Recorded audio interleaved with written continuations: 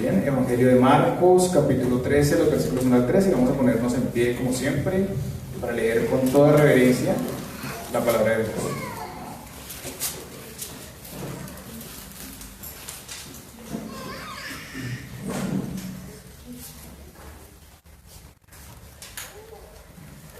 Estamos todos ahí, Marcos 13, los versículos 1 al 13.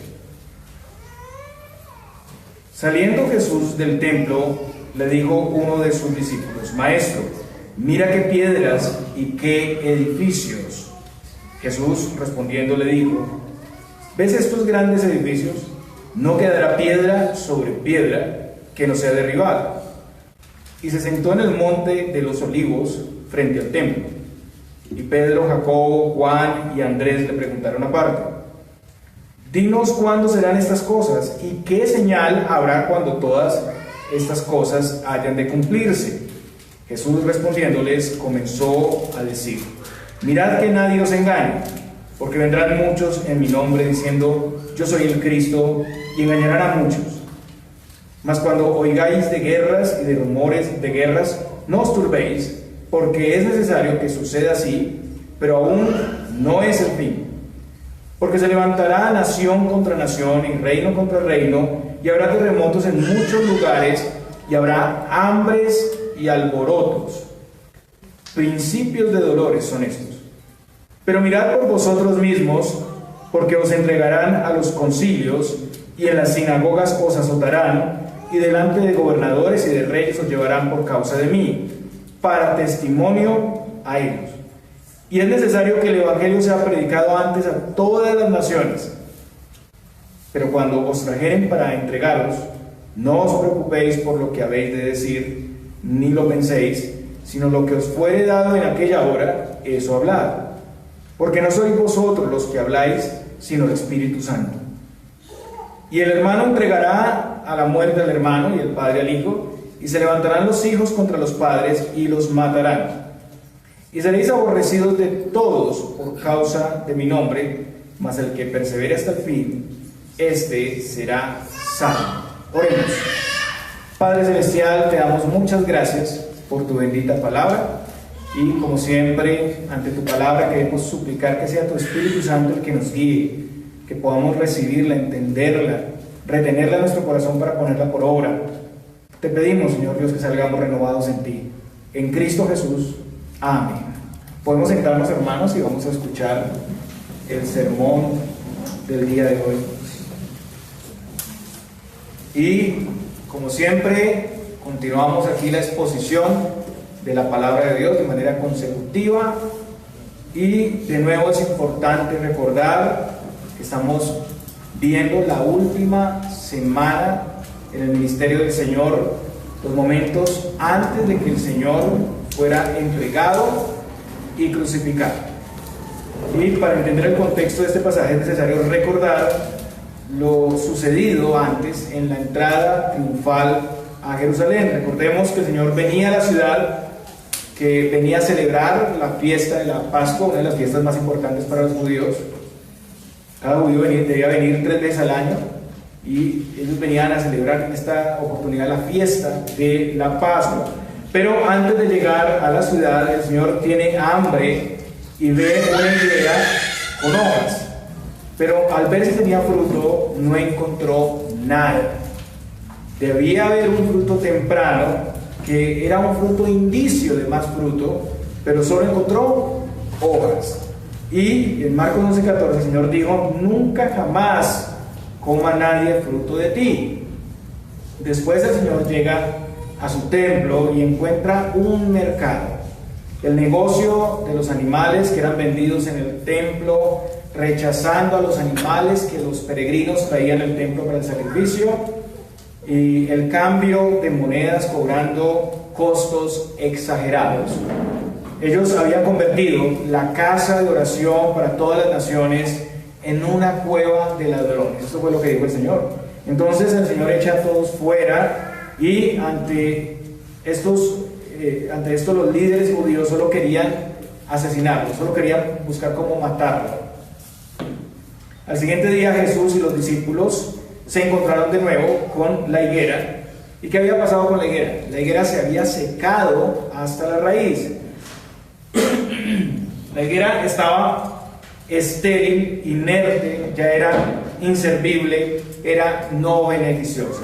Israel era como esta higuera, esa es la comparación, una higuera con muchas hojas, con mucha pompa, con mucha actividad religiosa, prometía mucho fruto, pero no daba nada de fruto.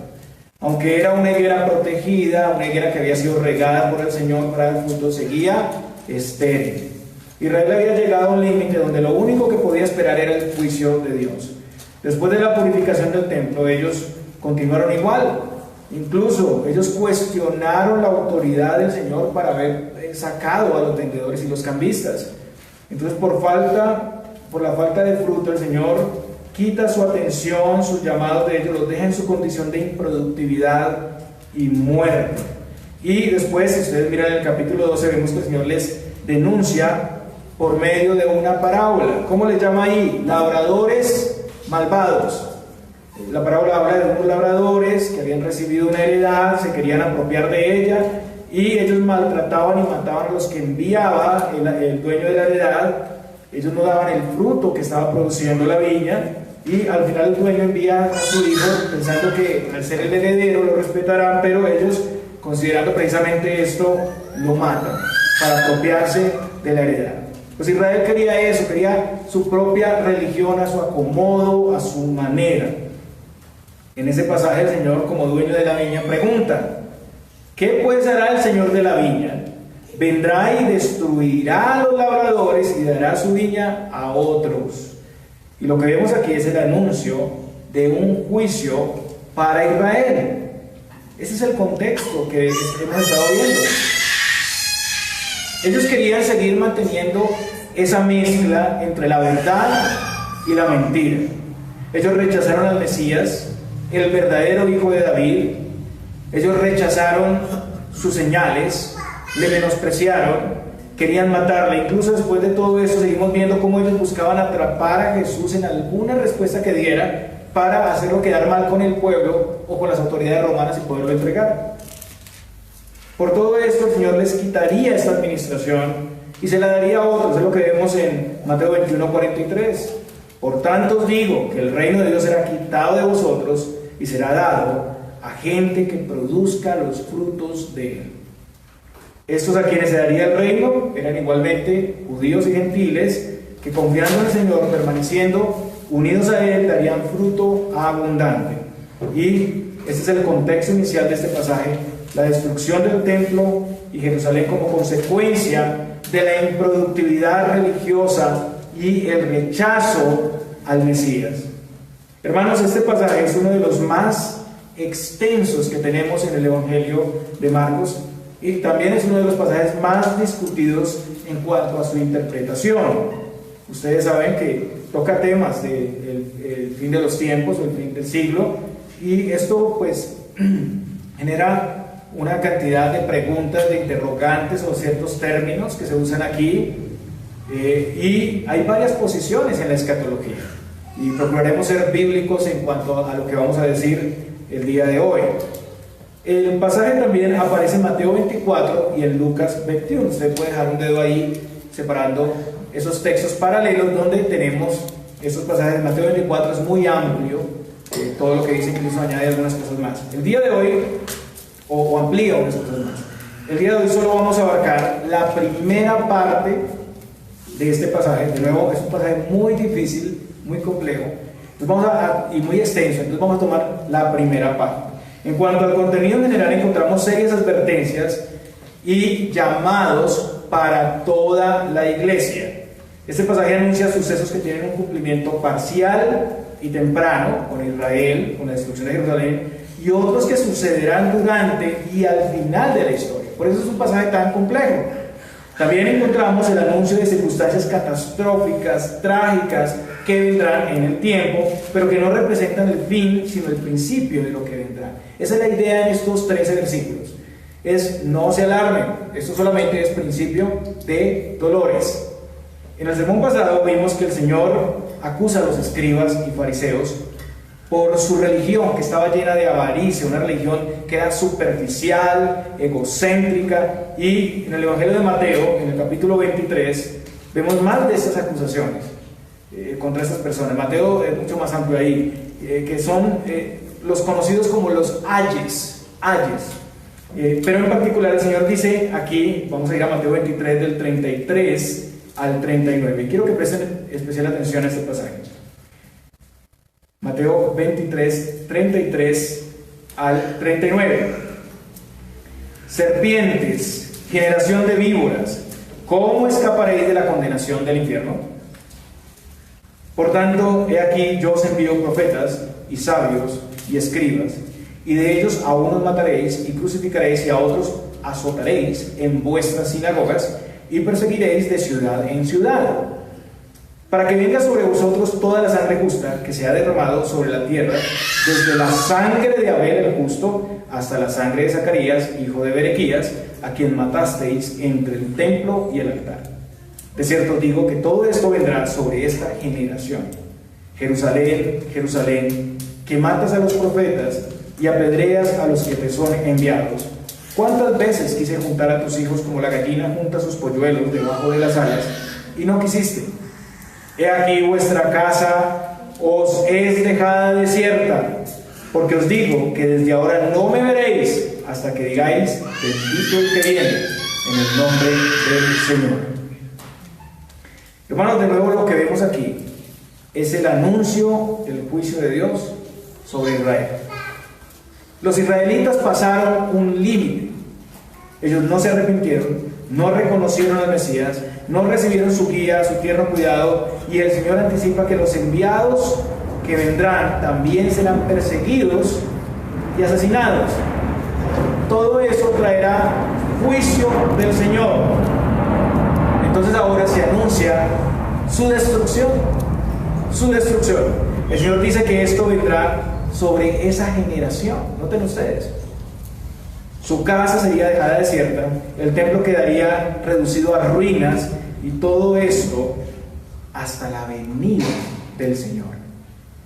En el pasaje paralelo, vaya conmigo a Lucas 21, 24. Lucas 21, 24.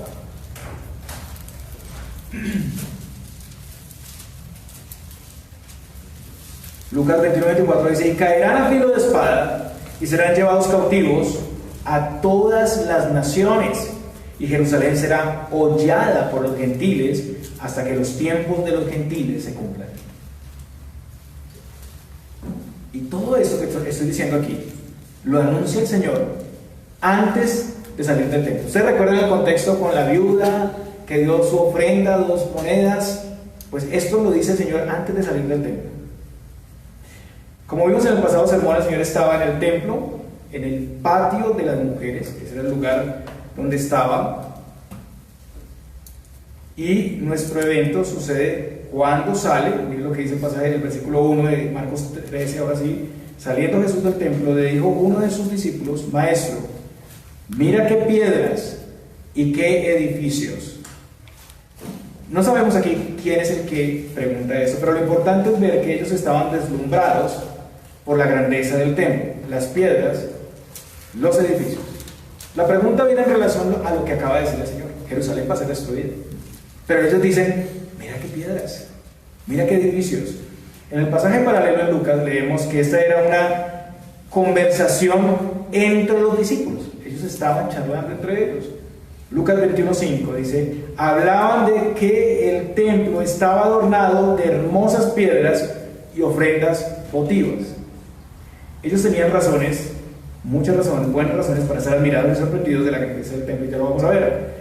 Pero no solo esto, sino que no podían entender cómo el glorioso templo de Herodes, con ese gran tamaño, con ese esplendor, podría ser destruido. Y hermanos, nosotros por naturaleza siempre nos dejamos deslumbrar por todo lo material, por todo lo grande, por todo lo inmenso y por todo lo bello. Cuando vemos que una iglesia tiene el templo más grande, más glorioso, con mayores cosas, con todas las condiciones de comodidad. La gente se deslumbra ante el pastor más visible, el más poderoso, el que trae más gente, la iglesia más grande, la que tiene la alabanza más portentosa, ¿cierto? Pero el Señor va a mostrarles aquí que toda esa grandeza no es en lo que ellos deben apoyarse, porque a veces ese es el sostén de muchos, ¿no? Es en lo que apoyan sus fuerzas, en los que apoyan su energía, y ese es su salvador. Ese es su salvador. Un lugar, un edificio, una multitud de personas, un grupo de alabanza grande. Eso es su sostén, y en eso se confían, y en eso se sostienen. Pero no es así. Nuestro sustento, nuestro sostén es el Señor Jesucristo. Él es la roca, Él es el fundamento de la iglesia. Pero es verdad que ellos tenían de qué admirarse. Ellos estaban viendo algo muy glorioso, y quiero aquí mostrar algo de lo que era este templo. Como ya hemos aprendido, el primer templo fue edificado por Salomón, construido en el año 1000 antes de Cristo. Este templo fue destruido en el año 587 por los babilónicos. El segundo templo fue el de Zorobabel. Ese fue el templo de la restauración, fue reconstruido en el año 516 antes de Cristo, al final del cautiverio babilónico. Fue construido en el mismo sitio, pero era inferior al templo de Salomón. Y el tercer templo es el que tenemos aquí, es el templo de Herodes el Grande. Este templo era más grande que el de Salomón. Herodes el Grande modificó y amplió todo el conjunto del templo, lo agrandó, lo mejoró a tal punto que se podía considerar un nuevo templo, pero era una remodelación. Su construcción inició en cerca del año 19 después de Cristo, y para el tiempo del Señor el templo todavía no estaba terminado. Según vemos en Juan 2:20, este templo había sido construido en 46 años. Imagínense esa edificación, 46 años. Hermano, Herodes fue reconocido por las grandes obras que hacía, por los grandes edificios que construía, pero ninguno se comparaba con este templo. Este templo era un edificio impresionante por su tamaño, por su esplendor. Toda la gran superficie en la que se encontraba era un cuadrado que medía aproximadamente 300 metros de lado. Estaba rodeado por un muro externo macizo. Junto al muro exterior había varias hileras de columnas altísimas. Cada una de ellas era de una pieza de fino mármol blanco y pulido. En los lados este, oeste y norte había 3 filas paralelas de columnas. En el sur había 4. Estaba también el pórtico de Salomón, que era parte de lo que había quedado del templo de Salomón, había sido restaurado, que era una columnata hermosa donde el Señor incluso estuvo enseñando. Más allá de estos pórticos estaba el espacioso atrio de los gentiles. Este patio estaba rodeando por completo a todo el templo y estaba pavimentado en mármol jaspeado de la más alta calidad. Luego de subir unas escaleras estaba la puerta la hermosa. Pasando esa puerta estaba el primero de los atrios interiores, que se llamaba el atrio de las mujeres, donde estuvo el Señor, donde estaba la viuda pobre echando las 2 monedas y donde estaban las trompetas, donde se ponía la ofrenda. Después había una puerta llamada la puerta de Nicanor, que comunicaba al siguiente lugar, que era el atrio de los israelitas, y luego estaba el atrio de los sacerdotes, y más allá estaba el edificio del santuario con sus 2 compartimentos, el lugar santo y el lugar santísimo. El santuario estaba construido de mármol blanco, ricamente incrustado de oro por delante y por los lados. Además, el santuario era el lugar más alto, tenía 18 metros aproximadamente. A eso se sumaban 18 metros más para el aposento alto que cubría todo el santuario. Además, según Josefo, historiador judío, el edificio tenía piedras tan grandes, aproximadamente eran 21 metros de largo, 2.5 metros de alto y 2.70 metros de ancho, cada piedra. Esas eran las dimensiones de las piedras que nombran aquí los discípulos. También se cree que algunas de las piedras incrustadas en el templo pesaban 1.000.000 de libras. 1.000.000 de libras. Además, tenía gran belleza. Josefo, el historiador judío, y voy a leer lo que dice Josefo aquí literalmente, dice: la parte exterior del edificio tenía todo aquello que pudiese producir asombro al alma y a los ojos. Al estar cubierto por todos lados con gruesas planchas de oro, apenas salía el sol, el templo empezaba a irradiar un resplandor tan intenso que los que se esforzaban en mirarlo se veían obligados a desviar sus ojos como si se tratase de rayos solares. A los extranjeros que se aproximaban les parecía desde lejos como una montaña revestida de un manto de nieve, y esto debido a que todo lo que no estaba cubierto de oro era de un blanco purísimo. Entonces, de acuerdo a todo esto, hermanos, ya entendemos mejor por qué los discípulos se sorprendieron cómo esto tan hermoso, tan sólido, tan grande, de estas dimensiones, va a ser destruido. Y volviendo a pasar en el versículo 2, Jesús respondiendo le dijo: ¿ves estos grandes edificios? No quedará piedra sobre piedra que no sea derribada. El Señor aquí profetiza esa destrucción y lo describe como una destrucción tan masiva que no quedará nada construido. Todo esto se cumple en el año 70 después de Cristo. Para ese momento los judíos se rebelaron contra los romanos y el general Tito de los romanos, hijo del emperador Vespasiano, toma Jerusalén. La iniciativa se dio por el emperador Vespasiano, pero la ejecutó ya Tito como emperador. En ese momento el templo fue destruido y se cree que murieron más de 1 millón de judíos que se habían aglomerado en la ciudad. Es interesante que, según la historia, muy pocos cristianos que vivían en Jerusalén murieron. ¿Saben por qué? ¿Por qué no murieron? No sufrieron ese castigo porque ellos conocían este pasaje y ellos obedecieron al Señor. Miren los versículos 14, la parte B al 18. Entonces los que estén en Judea huyan a los montes. Y dice a los montes: el que esté en la azotea no descienda a la casa, ni entre para tomar algo de su casa, y el que esté en el campo no vuelva atrás a tomar su capa. Mas hay de las que están encintas y de las que críen en aquellos días. Orad pues que vuestra huida no sea en invierno. Entonces parece que los cristianos hicieron caso, se alejaron o se escondieron sin devolverse a tomar nada, y así fueron preservados.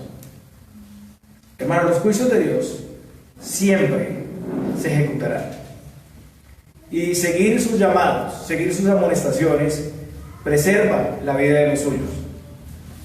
Hemos escuchado amonestaciones, llamados del Señor en su palabra, a medida que las ponemos, a medida que las estudiamos. Prestemos atención a lo que dice el Señor, porque eso pasará. El día final llegará, el final del siglo llegará, y mucho más cuando esas advertencias hablan de la eterna salvación. Prestemos oído, prestemos atención. Volviendo al versículo 3, después de esta respuesta, Marcos narra que el Señor se desplaza al Monte de los Olivos frente al templo. Por eso esta porción es también conocida como el sermón o el discurso del Monte de los Olivos. El Señor enseña desde el Monte de los Olivos, y podemos imaginar la vista que tenían, así como Josefo lo describe aquí, la belleza y el resplandor del oro y del mármol, ¿no? Estaban ellos frente a esa edificación tan grande. Y leemos: y Pedro, Jacobo, Juan y Andrés le preguntaron aparte: dinos cuándo serán estas cosas y qué señal habrá cuando todas estas cosas hayan de cumplirse.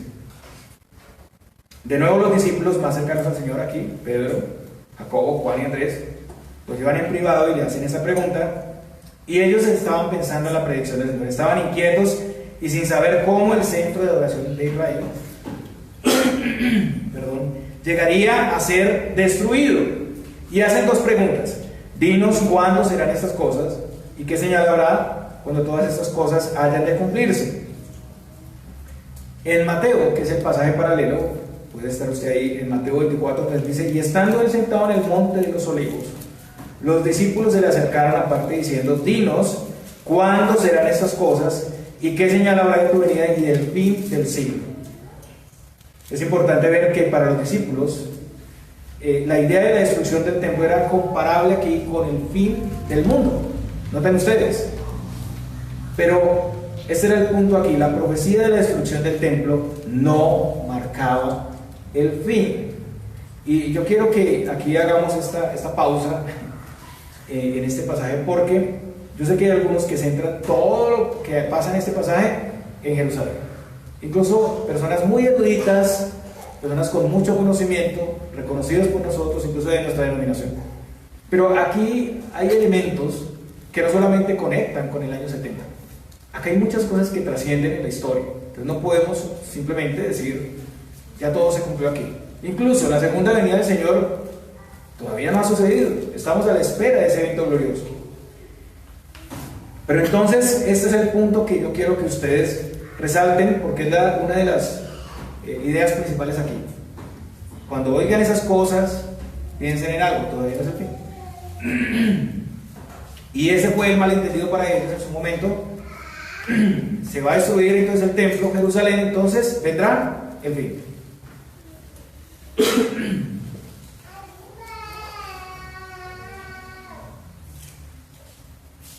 Entonces, esta profecía contiene mucho más que el momento histórico de la destrucción del templo, abarca los grandes eventos que sucederán hasta el fin del mundo. Y hay una conexión entre el juicio sobre la nación de Israel y el resto de eventos hasta la segunda venida de Cristo. Y es que este juicio es el principio, es parte de la lista de cosas que primero deben suceder antes del fin. Estas cosas no se deben considerar como el fin inminente. El propósito del Señor aquí no es dar, y es algo que quiero aclarar, una fecha exacta, ¿no?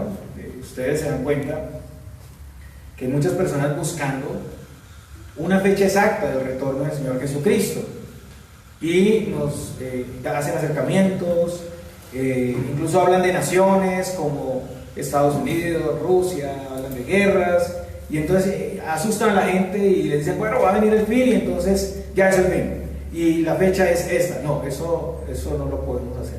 Los que hacen eso están equivocados, ¿no? Entonces, el propósito del Señor tampoco fue aquí esto. Como podemos ver en el texto, el Señor está más bien preparando a su pueblo para no dejarse engañar, para poder soportar cosas que vendrán y para permanecer firmes hasta el fin. Y el mismo propósito para nosotros. El Señor nos advierte, nos prepara, nos ubica en el tiempo para no angustiarnos innecesariamente, y esto nos llama a perseverar y velar constantemente, porque no sabemos el día ni la hora en que vendrá. Versículos 5 y 6. Jesús respondiéndoles comenzó a decir: mirad que nadie os engañe, porque vendrán muchos en mi nombre diciendo yo soy el Cristo, y engañarán a muchos. El Señor muestra aquí que en el transcurso de la historia muchos bajo su nombre, o sea, haciéndose pasar por creyentes, llegarán al punto de autodenominarse el Cristo. No encontré un registro realmente de algo así en ese tiempo de los apóstoles. Lo más cercano a esto pueden ser los emperadores que se daban el título de dioses y reclamaban adoración. No sé si esto sea aplicable en este caso, ¿no? Porque ellos se hacían pasar por Dios. Las monedas tenían esa inscripción. Puede que haya otros casos, pero yo en mi investigación no encontré casos tan específicos de personas o personajes que en este tiempo, en el primer siglo, dijeran específicamente que eran el Mesías. Es claro que esta es una profecía que no solo aplica al periodo de los discípulos, sino que es algo que hemos visto una y otra vez en la historia. Incluso la palabra Cristo significa ungido, ¿cierto? Muchos falsos maestros en algunos movimientos se hacen llamar así, ungidos. Algunos no se autopostulan Cristo, pero en la práctica también son exaltados, loados como si fueran Cristo. Esa puede ser una aplicación, aunque aquí se habla específicamente de personajes que vendrán atribuyendo ese título. Y bueno, tenemos casos de personas que se atribuyen el título de cabeza de la iglesia o algunos títulos divinos. Eso sí lo hemos visto, ¿no? Y podemos identificarlo y señalarlo inmediatamente. Y otros abiertamente pues lo harán y se presentarán como falsos cristos. Y todos estos engañarán a muchos, dice aquí. O sea, no será un engaño pequeño, no será local, sino a muchos. El pueblo de Dios debe estar bien preparado para identificar esos personajes y para denunciarlos. En segundo lugar, el Señor anuncia que habrá guerras, terremotos, hambres y alborotos. Eso está en el versículo 7 y 8. Y el Señor muestra aquí que varios tipos de tragedias van a venir sobre el mundo, pero que esto no implica el fin. No implica que será inminente el fin cuando pase eso. Para este momento, Roma estaba viviendo un tiempo de paz, pero tiempo después vinieron una serie de guerras, revueltas, insurrecciones.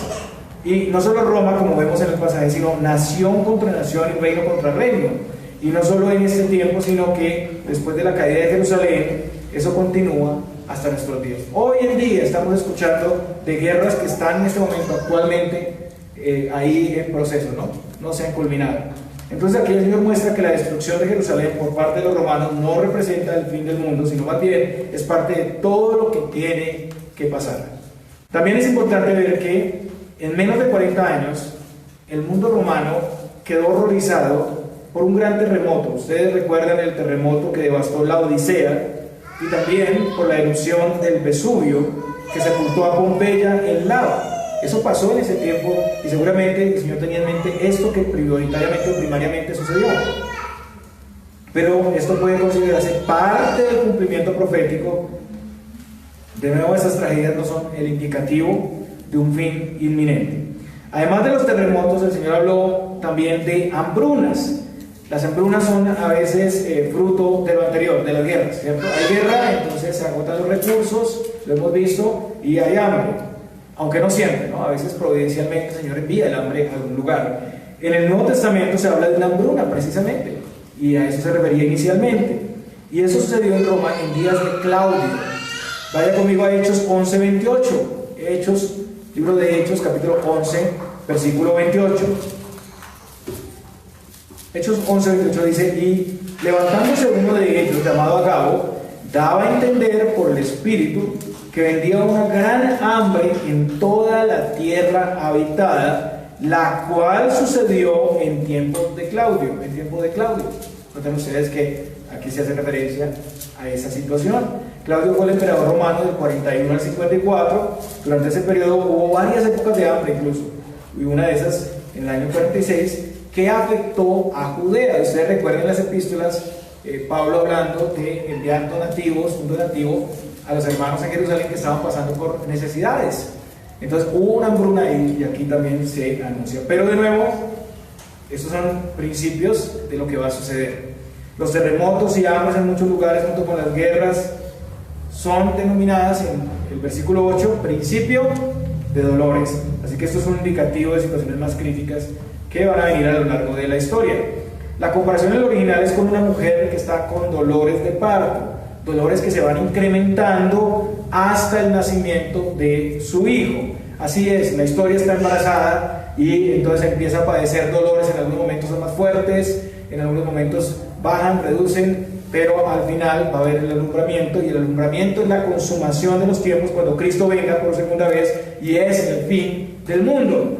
El punto es que en las mujeres, y hay mujeres aquí, entonces ustedes saben muy bien que eso de los dolores es algo que en todas no es igual, no va a empezar con la misma intensidad, ni se va a incrementar en algún momento exacto, sino que no sabemos. A veces puede ser leve, a veces puede ser muy fuerte, y puede prolongarse, varios días. Entonces no sabemos en todo el momento exacto, pero sí podemos identificar las señales de un parto cercano.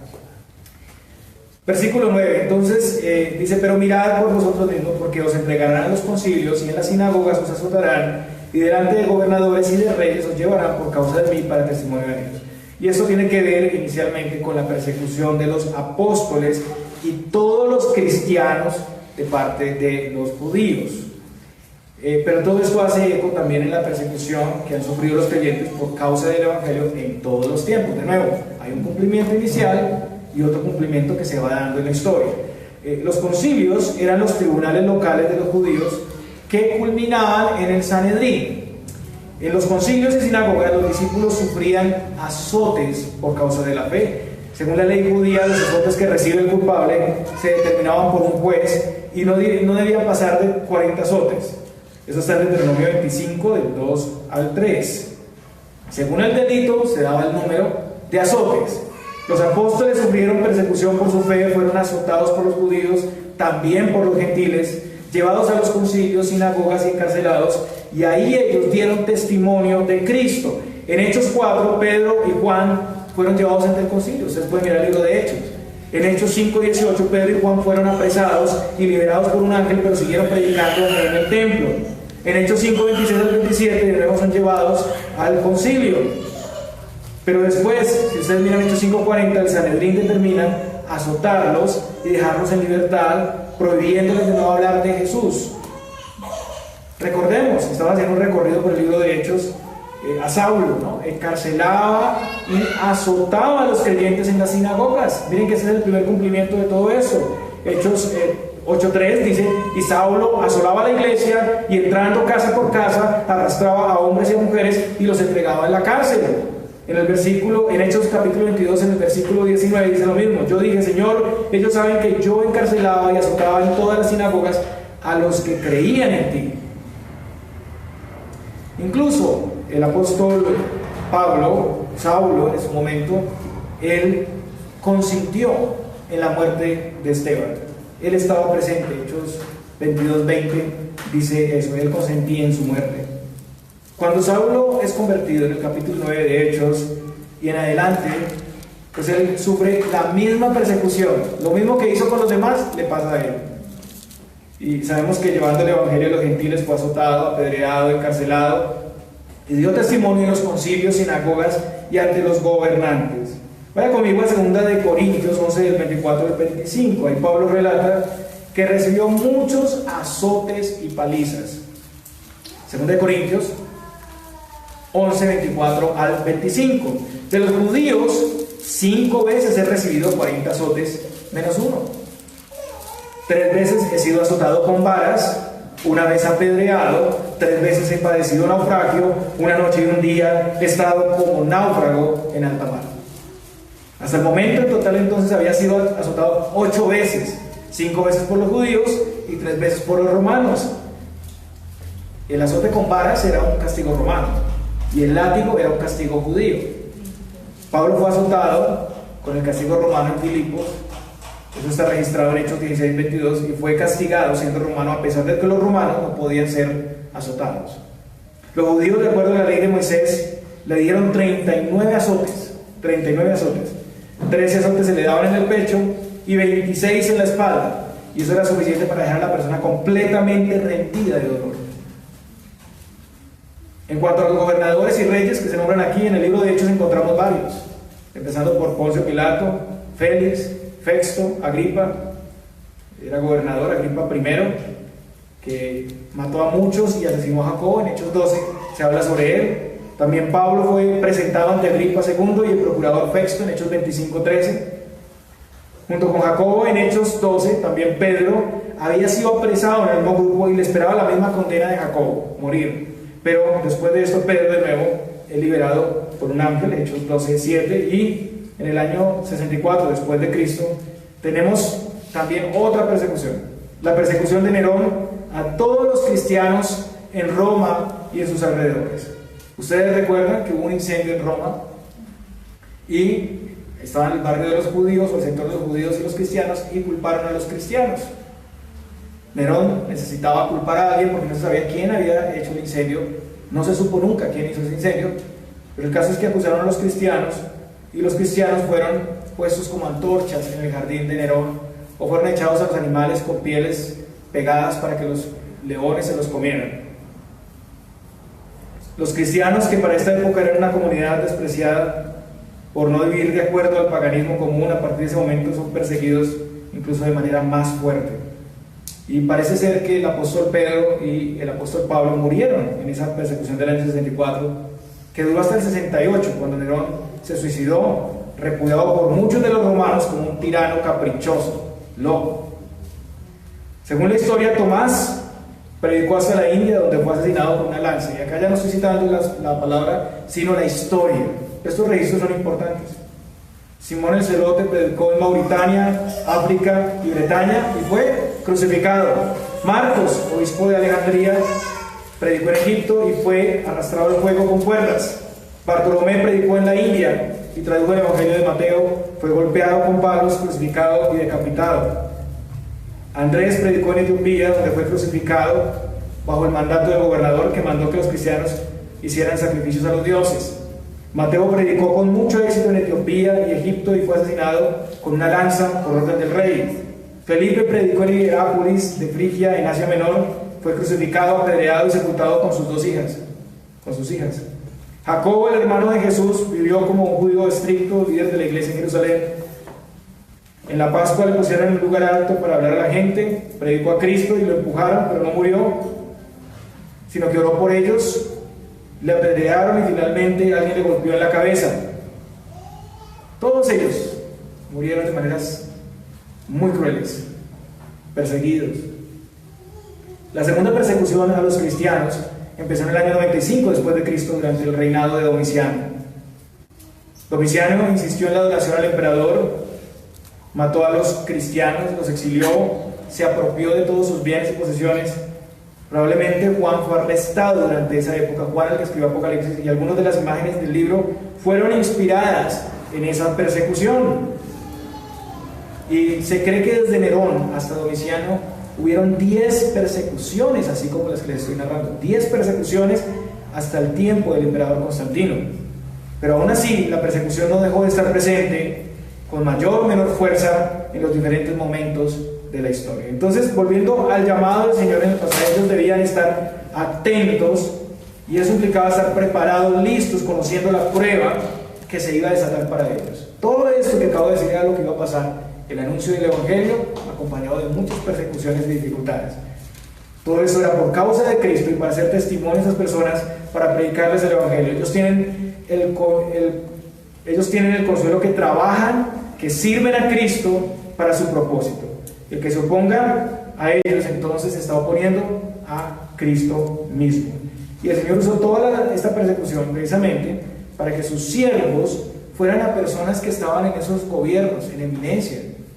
Como ustedes pueden ver en el libro de Hechos, Pablo testificando ante hombres muy poderosos de su tiempo, personas, reyes, magistrados que estaban en posiciones de autoridad. Dios usó la persecución para ese propósito.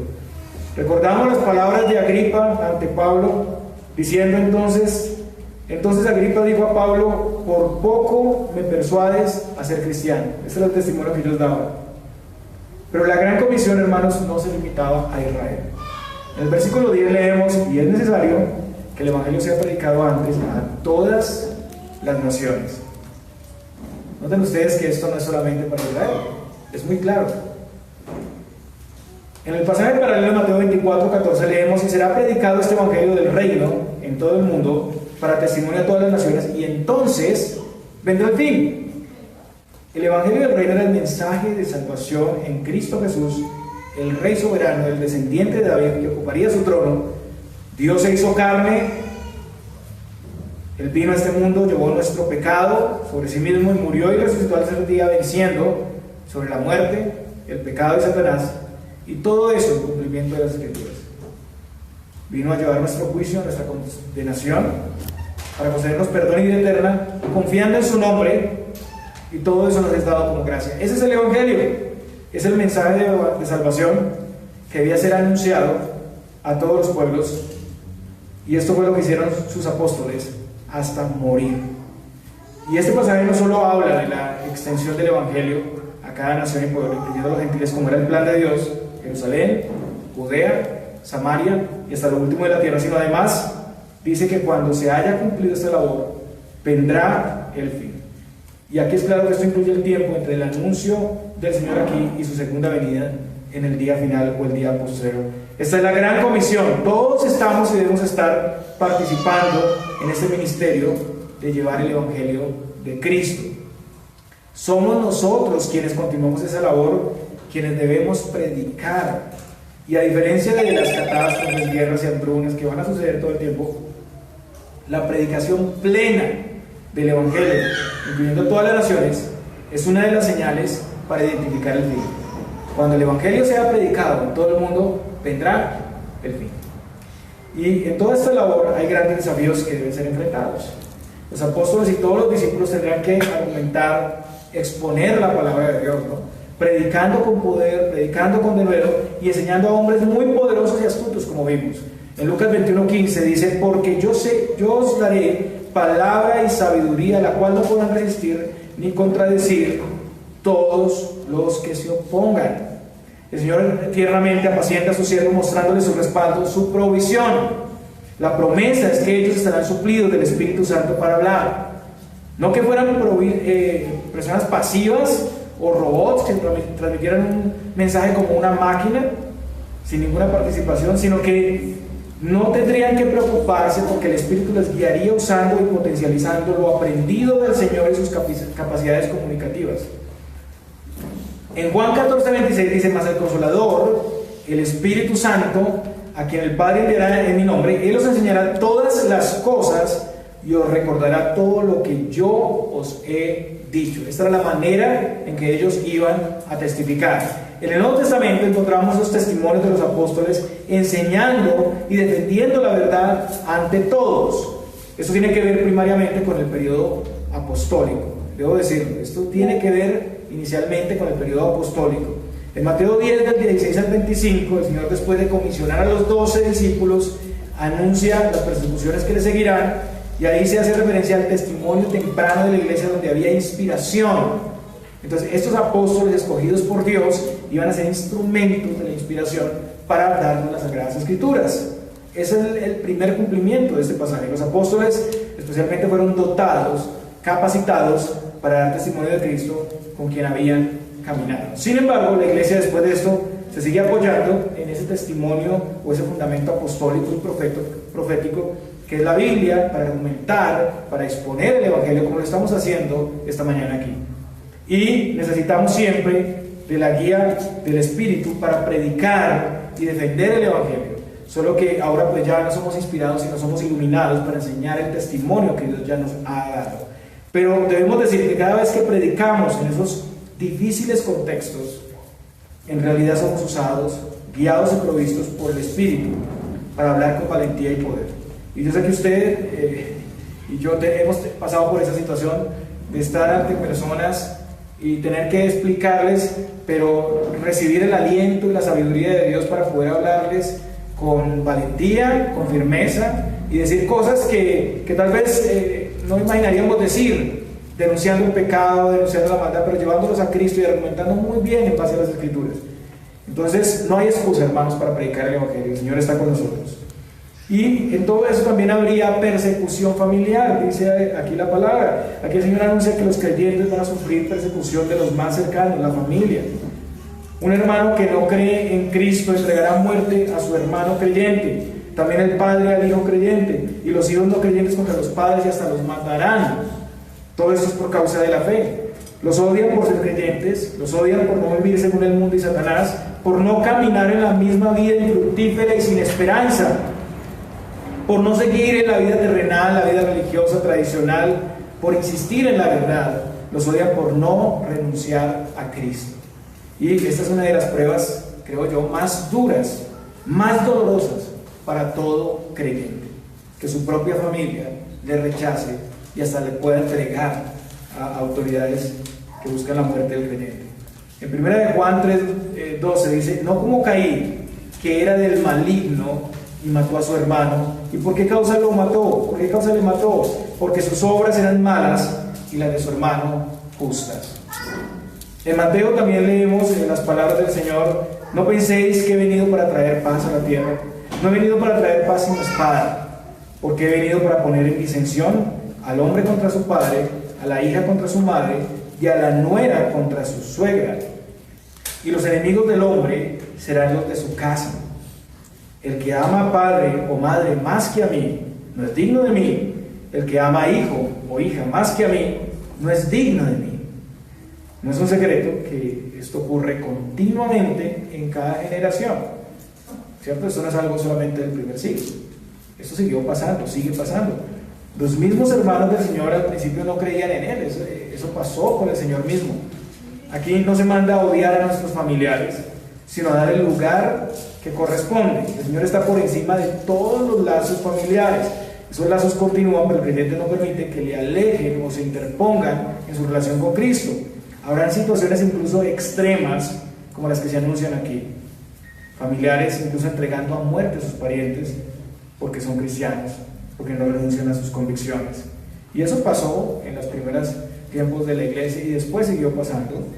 Los familiares, cuando se convertían a Cristo, sus hijos los entregaban porque no adoraban a sus dioses paganos. Y el Señor habla aquí de un aborrecimiento social completo. Todos seréis aborrecidos de todos por causa de mi nombre. Este aborrecimiento es primeramente contra Cristo, es por causa de su nombre. Si lo aborrecieron a Él, nos aborrecerán a nosotros, a sus seguidores. Y el apóstol Juan en 1 Juan 3:13 dice: hermanos míos, no os extrañéis si el mundo os aborrece. Yo creo que después de todo lo que hemos dicho hoy, ya no es extraño para nosotros esto, ¿cierto? La persecución, el aborrecimiento. No debería ser extraño. El Señor te dice aquí que en la historia los creyentes van a tener persecución. Pablo le dice a Timoteo que todos los que quieran vivir piadosamente en Cristo van a sufrir persecución. Pablo dice a los Corintios, en 1 Corintios 4:13, nos difaman y rogamos. Hemos venido a ser hasta ahora como la escoria del mundo, el desecho de todos. En Juan 16:33 dice: estas cosas os he hablado para que en mí tengáis paz. En el mundo tendréis aflicción, pero confiad, yo he vencido al mundo. Lo que muestra el Señor aquí es que el conjunto de situaciones de guerra, persecución civil, traición familiar, catástrofes, hambres, no son indicativos del fin instantáneo, sino que son parte de todo lo que tiene que acontecer. Como dice el versículo 8, son principios de dolores, pero son anuncios que se van a ir intensificando, como la mujer en parto, hasta la segunda venida, hasta el alumbramiento. Están indicando el comienzo, no el fin inminente. Y últimos tiempos empezaron desde el tiempo apostólico. Desde que el Señor ascendió a los cielos, estamos en los últimos tiempos. ¿Cuántas cosas que iniciaron aquí hemos visto en la historia, hermanos? Y muchos pastores y profetas que son buscadores de señales del fin. Cualquier noticia, ven el noticiero, sale cualquier cosa, inmediatamente lo usan para hacer referencia al momento del fin. Hay uno que viaja por todo el mundo mostrando qué está pasando y ahí inmediatamente le dice a la gente: viene el fin, pasó esto, viene el fin. Pero no es así. Principio de dolores. Y lo que dice el Señor aquí es sumamente pastoral, es el cuidado del Señor para nosotros, para que estemos atentos, para que permanezcamos firmes. Mas el que persevere hasta el fin, este será salvo. No hasta el año 70, hasta el fin. El que persevere hasta el fin. Aquí el Señor nos da esperanza. Si bien ha anunciado que en el cristianismo habrá persecuciones, luchas de los más cercanos, un aborrecimiento de todos, también nos anima a perseverar diligentemente. Si los creyentes permanecen en la voluntad de Dios en medio de todos esos embates, hasta que partan de este mundo, serán salvos. Y eso nos muestra nuestra responsabilidad, pero también la promesa de Dios. Nos muestra que la vida cristiana es una senda estrecha. No todos quieren ir por ahí. No todos están dispuestos a morir a sí mismos. Algunos no permanecerán en la fe, se doblegarán al mundo y a Satanás y se unirán a los perseguidores de los creyentes, aun cuando han estado en la iglesia. Pero el destino de los infieles será lo contrario a los creyentes, será la condenación. ¿Cuántas personas pasan por las iglesias, hermanos? Están un tiempo, pero luego cuando experimentan las dificultades de la vida, las luchas, la insatisfacción, pues no pueden permanecer y se van. Y no retornan nunca, o van de lugar en lugar y nunca se cimentan, nunca echan raíz. No se pueden someter a los llamados, a las demandas del Evangelio, y sin raíz no pueden tener fruto. Muchos prefieren seguir por el camino ancho y espacioso. Pero contrario a eso, el creyente persevera y avanza. No se detiene ante la decepción, ante la dificultad. Avanza por fe, velando, orando en dependencia de Dios para recibir la salvación. ¿Por qué? Porque sabe lo que el Señor ha anunciado. Así como los del primer siglo que en vez de quedarse en la ciudad, más bien se escondieron o huyeron a los montes. Hermanos, hay que ser sabios y astutos y conocer los tiempos del Señor. Hay que mirar con atención, con diligencia, quiénes son esos falsos cristos que se aparecerán, esas salidas fáciles, esos atajos a la salvación que nunca te conducirán a la salvación. Hermanos, en primer lugar, la situación de Israel nos llama a atender con diligencia, Señor, para tener cuidado de nuestras vidas, para ser genuinos y verdaderos. El Señor de la viña, que la ha plantado, regado y cuidado, espera frutos de sus siervos.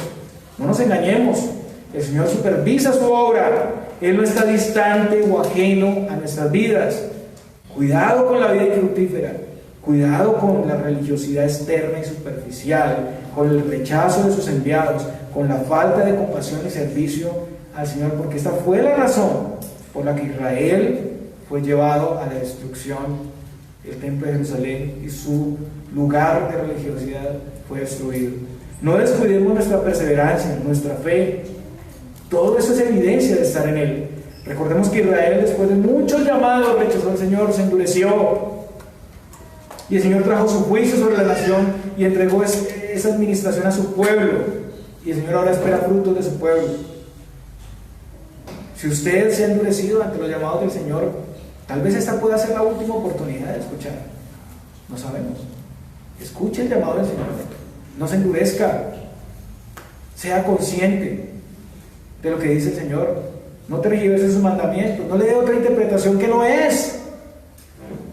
Porque el Señor nos está llamando aquí por su palabra. No nos llenemos de soberbia.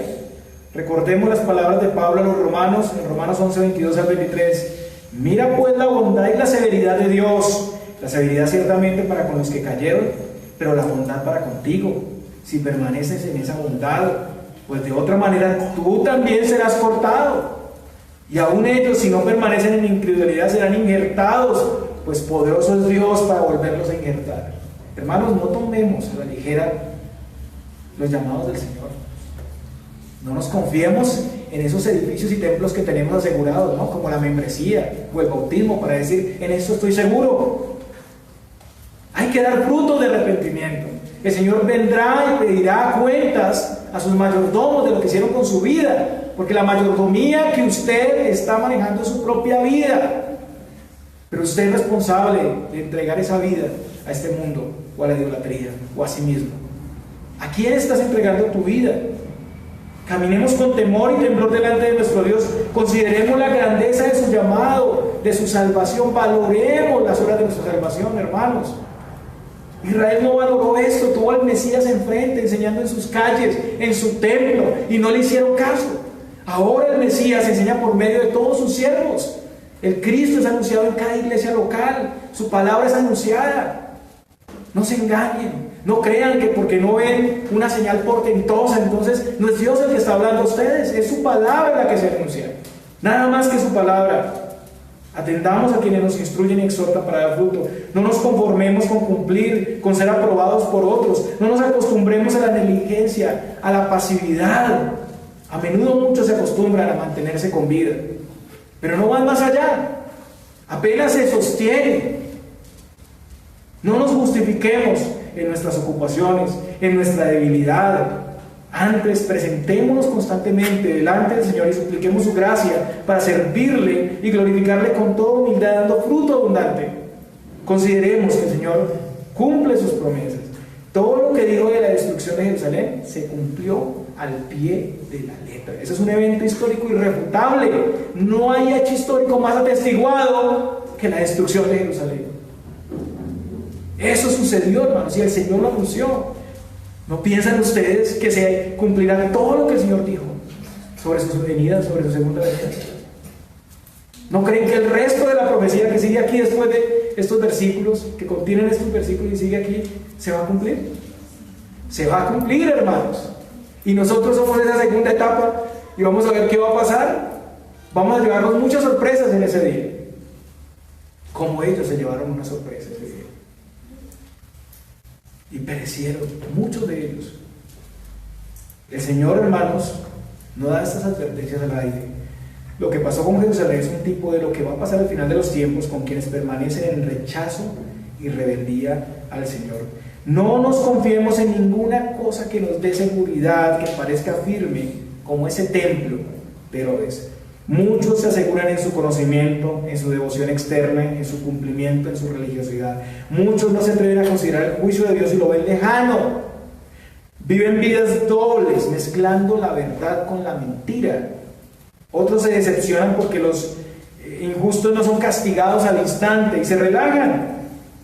No se engañen, hermanos.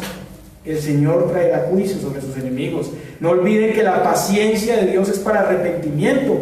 El Señor un día vendrá y hará justicia en la tierra. También el Señor advierte de todo lo que vendrá para los que le siguen. Y nos llama a tener cuidado. Hay muchas voces en el mundo llamando como pastor a sus ovejas, pero el llamado es a tener cuidado aquí con esas voces, porque el enemigo no vendrá en la forma que nos imaginamos. Se disfrazará de ángel de luz y tratará de seducir a los que están en el camino del Señor, y su engaño será tan sutil que será difícil de descifrar. Miren lo que dice Mateo 24:24: porque se levantarán falsos cristos y falsos profetas y harán grandes señales y prodigios, de tal manera que engañarán, si fuere posible aún, a los escogidos. Así de grande será el engaño. Pero el Señor ha dado todo lo suficiente para estar atentos y resistir. También, hermanos, como ya vimos, habrá muchas persecuciones y circunstancias difíciles. El Señor lo anunció a sus discípulos para que estuvieran listos, para que calcularan el costo. Y hay un llamado a calcular ese costo. Es mejor sentarse delante del Señor y pensar: ¿estoy dispuesto? Es un costo alto. Pero debemos entender que en este siglo vamos a tener eso: tribulaciones mezcladas con gozos, hasta que el Señor venga. Recordemos las palabras de Pablo a los creyentes de Listra, Iconio y Antioquía, confirmando los ánimos de los discípulos, dice Lucas, exhortándoles a que permaneciesen en la fe y diciéndoles: es necesario que a través de muchas tribulaciones entremos al reino de Dios. Yo no sé si usted no quiere eso, si no quiere enfrentar la tribulación, y por eso permanezca pasivo ante sus pecados, pasivo ante el ministerio, pasivo ante la fe.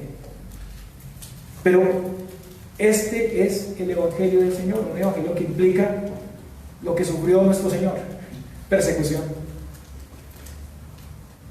Esas tribulaciones son a veces de los más cercanos, incluso en la iglesia, a los falsos hermanos.